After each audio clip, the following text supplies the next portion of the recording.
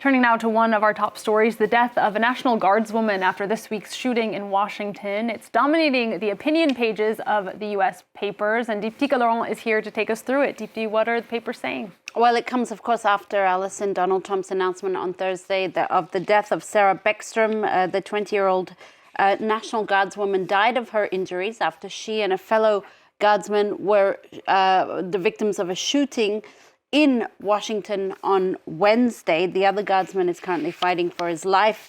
The perpetrator is believed to be an Afghan national who worked with the CIA. This is here, as you can see, dominating the front of the Wall Street Journal. In the wake of this, Donald Trump's administration has paused immigration from Afghanistan, the president blaming his predecessor, Joe Biden, for the shooting, saying the alleged shooter came amid the U.S.'s chaotic withdrawal from Afghanistan 4 years ago. For the Washington Post, in this article here, the Biden's team indeed failed to prepare for the fall of Kabul in 2021.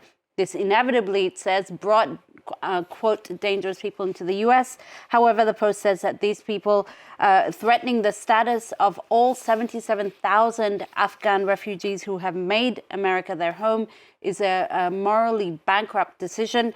And the Post reminds us that they put their lives and the lives of their families at risk to help the U.S. during its 2-decade war in Afghanistan. Now, from the New York Times, the editors here called it a uniquely American heartbreak of yet another tragedy, reminding us that this follows in what has been a very politically violent year in the U.S. The paper reminding us of the deaths of Democratic House Speaker Melissa Hortman and her husband, killed in June. More recently, the death of Charlie Kirk, the conservative political activist. However, the Times says Donald Trump's deployment of the National Guard, while, quote, outrageous, is not to blame for the shooting. What people should be condemning, rather, is the rise of political violence in America.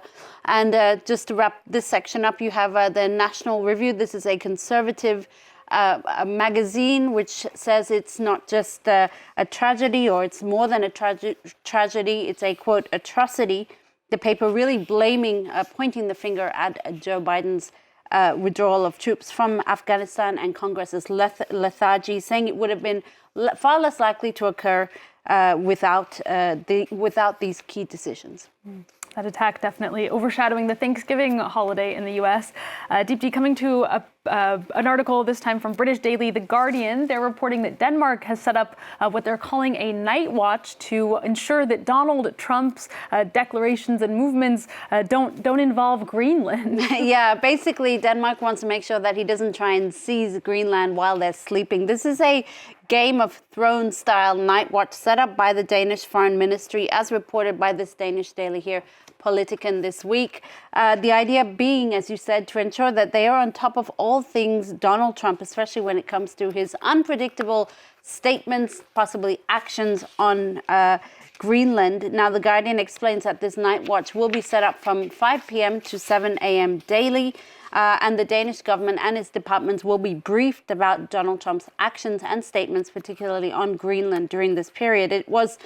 It sounds a bit whimsical, but it was actually implemented after Denmark's diplomatic row with Donald Trump earlier this year, because especially when he threatened to take control of Greenland. According to one defense analyst cited by The Guardian, the U.S.-Danish alliance is well and truly dead, at least under the Trump administration. It doesn't sound quite as exciting as the Game of Thrones night not watch, at all. but less dangerous.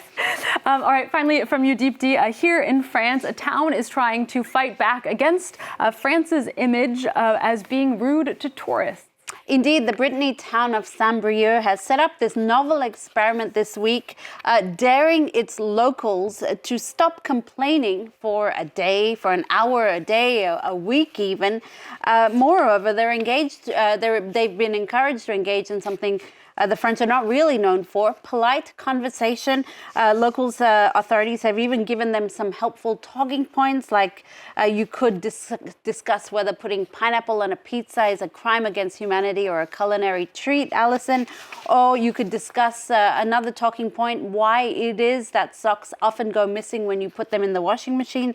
The idea being to transform Saint-Brieuc into what the Times says could be the French capital of courtesy, and for good reason, because a 2023 survey found that 68% of French people agreed that they're very rude. Lyon, Marseille, and Paris topped that list, but not Saint-Brieuc.